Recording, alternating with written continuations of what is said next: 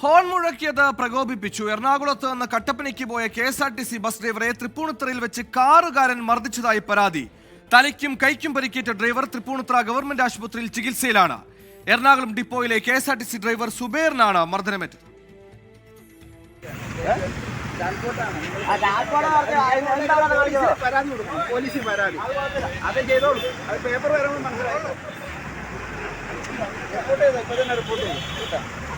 ഇന്ന് രാവിലെ 7:30 KSRTC ഡ്രൈവർക്ക് മർദ്ദനമേറ്റത്.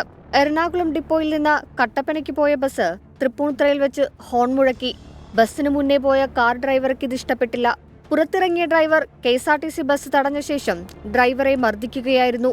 തലയ്ക്കും കൈക്കും പരിക്കേറ്റ ഡ്രൈവർ ബസ്സിനുള്ളിൽ കുഴഞ്ഞു വീണു. തൊട്ടടുത്ത് ബസ് സ്റ്റോപ്പിൽ ഞാൻ വണ്ടി നിർത്തി ആളെ കയറ്റി കുറച്ച് മുമ്പോട്ട് ചെന്ന് കഴിഞ്ഞപ്പോൾ ഇവൻ ഫ്രണ്ടിൽ വണ്ടി നിർത്തിയിട്ട് ഡോറ് തുറന്ന് ഇറങ്ങി വന്ന് ഡ്രൈവർ സൈഡിലെ ഡോറും തുറന്ന് എൻ്റെ കൈക്കുടേക്കും കൈക്കിട്ടും അടിച്ചു.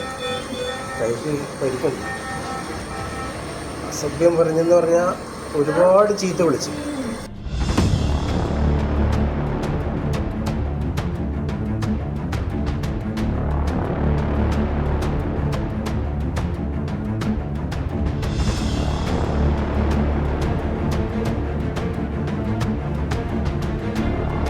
ഡ്രൈവറെ ആക്രമിച്ചതിനു ശേഷം തിരുവനന്തപുരം രജിസ്ട്രേഷനിലുള്ള വാഹനം ഓടിച്ചുപോയതായും KSRTC പോലീസിൽ നൽകിയ പരാതിയിൽ പറഞ്ഞു.